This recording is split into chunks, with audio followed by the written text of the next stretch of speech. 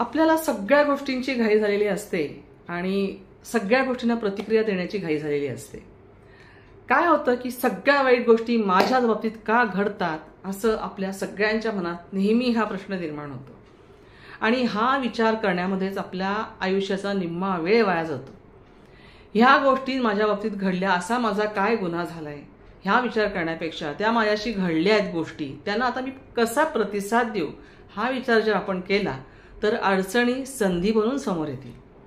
आणि म्हणूनच ह्या सगळ्या अडचणींना आपण कशी मात करायची हेच मी आधी तर तुम्हाला सांगणार आहे. मी ॲडव्होकेट सुषमा तुमच्या सगळ्यांचं माझ्या हेल्दी आणि लीगल हेल्पलाईनमध्ये स्वागत करते. आपल्या सगळ्यांची प्रतिक्रिया देण्याची खूप घाई असते आणि ती इतक्या घाईघाईत आपण प्रतिक्रिया देतो, कुठलाही विचार न करता प्रतिक्रिया देतो आणि तीच सवय आपल्याला लागते, तीच सवय अंगवळणी पडते. आणि म्हणून कुठल्याही गोष्टीचं आकलन होण्याआधीच त्यावर जर का आपण मत नोंदवले तर ही बेजबाबदारीची गोष्ट आहे नक्कीच. आणि त्यामुळे परिस्थिती लक्षात न घेता कोणत्याही परिस्थितीवर भाष्य करणं हे अतिशय चुकीचं आहे. मग आता त्यासाठी काय करायला पाहिजे तर आपल्याला गरजेचं नाही आहे आपल्यासाठी की समोरची व्यक्ती जे काही बोलते आपल्याला ते आपल्याला पटेलच असं अजिबात नाहीये.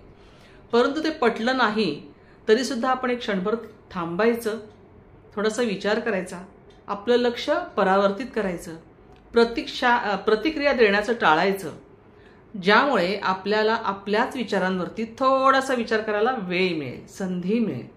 आणि बोलून झाल्यानंतर विचार करत बसण्यापेक्षा बोलण्याआधी विचार केलेला केव्हाही चांगला, नाही का? आणि म्हणूनच बोलून झाल्यावर किंवा कृती घडून गेल्यानंतर सारवासारव करण्यात काही अर्थ नसतो. म्हणून म्हणतात ना, बुन से गई व हौद से कभी नहीं आता. तर त्यासाठी आपण काय करायचं आहे तर आपण एकच गोष्ट करायची इथे, ती म्हणजे जे काही आपण प्रतिक्रिया देणार आहोत ती प्रतिक्रिया आपण देण्यापूर्वी 10 वेळा विचार करायचा आहे. आता बघा, यशस्वी लोकांचं जर चरित्र वाचलं तर लक्षात येईल की ते लगेच प्रतिक्रिया कधीच देत नाहीत. ते प्रतिसाद देतात पण प्रतिक्रिया देत नाहीत. त्यांना एखादी गोष्ट नाही पटली तर ते मौन राखतील, मौन सांभाळतील, मौन ठेवतील, परंतु ते प्रतिक्रिया देत नाही. आणि जर एखादी गोष्ट त्यांना पटली तर फक्त स्मित करून किंवा थोडीशी एक मान डोलावून अशी ते प्रतिसाद देतील, परंतु प्रतिक्रिया देत नाही. मग आता शब्दात नेमका काय फरक आहे असं जर तुम्ही विचारलं तर आपण आता एक उदाहरण घेऊया. बघा इथे आता आपण ज्याला क्रिकेटचा देव मानतो तो कोण आहे तर सचिन तेंडुलकर.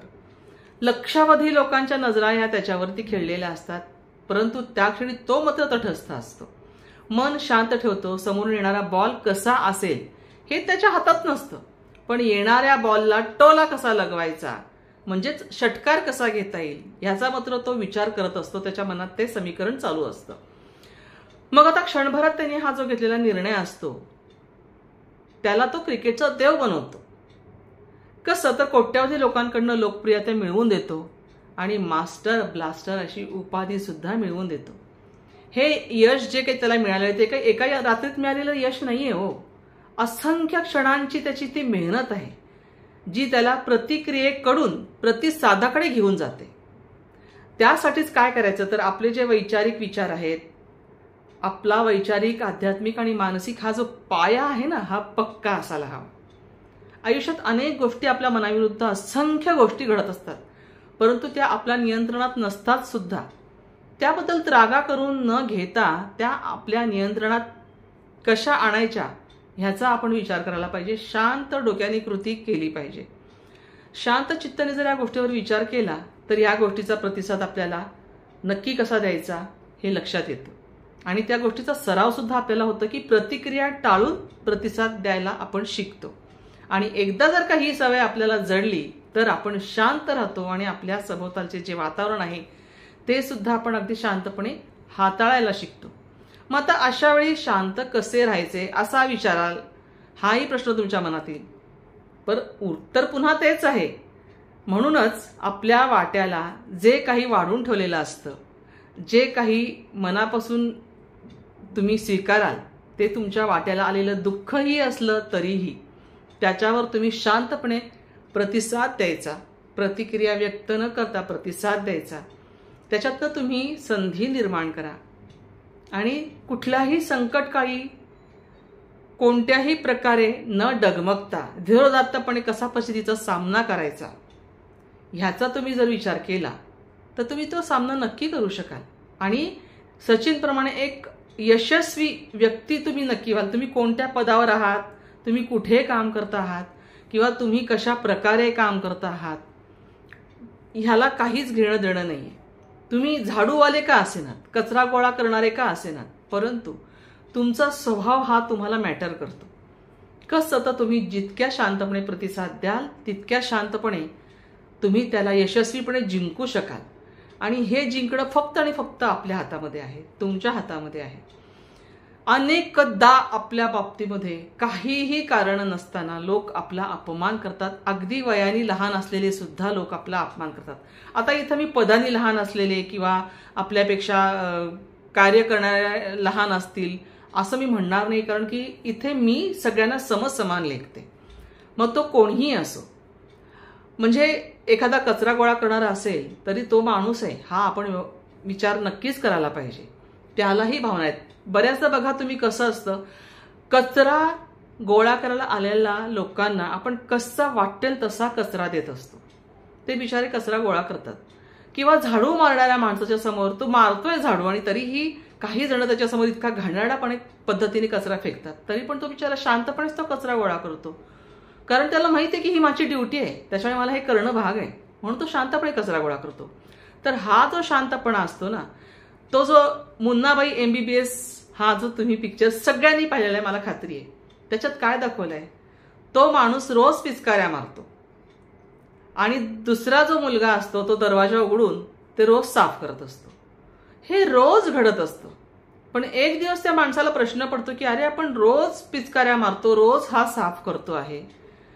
म्हणजेच बघा त्या माणसात किती पेशन्स आहे. त्या पेशन्सनीच त्या पिचकाऱ्या मारणाऱ्या माणसाला बदलवलं. शेवटी तो माणूसच दुसऱ्या दिवशी जेव्हा परत पिचकारी मारायला जातो तेव्हा त्याला लाज वाटते, तो त्याची माफी मागतो. तर म्हणून तुम्ही प्रतिक्रिया कशी देता याला खूप महत्व आहे. आणि म्हणूनच यशस्वी लोकांची जी चरित्र गाथा आहे ती आपण नक्की वाचायला हवी. आपण गीता वाचतो, त्याच्यामध्ये सुद्धा बघा ऐन रणांगणात उतरल्यानंतर अर्जुन श्रीकृष्णाला विचारतो की मी हे युद्ध कसं करू, माझे सगळे आप्तसखी इथे आहेत आणि मला नाही शक्य युद्ध करणं.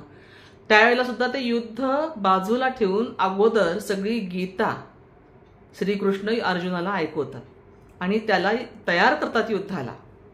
म्हणजे हा सुद्धा श्रीकृष्णाचा केवढा मोठा पेशन्स आहे आणि अर्जुनाचा सुद्धा केवढा मोठा पेशन्स आहे. किती शांतपणे तो श्रीकृष्ण काय सांगता आहेत हे लक्ष देऊन ऐकतो आणि किती शांतपणे श्रीकृष्णही त्याला सांगतात. आणि सगळ्यात जेव्हा भव्य विराट रूप श्रीकृष्ण त्याला दर्शन देतात त्यावेळेला मग अर्जुनाची मनाची तयारी होते की नाही, जे श्रीकृष्णाने सांगितलेलं आहे ते अगदी बरोबर आहे आणि आपण ते करायला पाहिजे. आणि मग तो युद्धाला तयार होतो. तेव्हा त्याच्या मनाचा खंबीरपणा आणि कणखरपणा जो असतो तो श्रीकृष्णाने शांतपणा राखूनच निर्माण केलेला असतो आणि तो खंबीरपणा शांतपणा ठेवल्यामुळेच अर्जुनामध्ये येतो. तेव्हा शांत रहा. प्रतिक्रिया देण्यापूर्वी प्रतिसाद कसा द्यायचा ते बघा. 1 मिनिट थांबा, विचार करा, विचार करून मग समोरच्याला उत्तर द्या. ते उत्तरही तुमचं अगदी शांतपणाने असायला पाहिजे. ती प्रतिक्रिया तुमची जी असेल त्यावर समोरचा माणूस निरुत्तर झाला पाहिजे. इतकं तुमचं मन आणि प्रतिसाद शांतपणे असला पाहिजे. प्रतिक्रिया देण्याची घाई करू नका. तुम्हाला हा व्हिडिओ कसा वाटला मला नक्की कमेंटमध्ये कळवा. मी नक्की कमेंटमध्ये वाट बघेन. आणि अर्थातच तुम्ही जर या चॅनलवरती नवीन असाल तर लाईक करा, शेअर करा, तसेच सबस्क्राईब करून बेल आयकॉनवर क्लिक करा, म्हणजे तुम्हाला पुढचा नवीन माहितीसह नवीन व्हिडिओ मिळेल. हा सगळ्यांना जरूर शेअर करा, म्हणजे सगळ्यांपर्यंत ही माहिती सगळ्यांना पोहोचेल. धन्यवाद.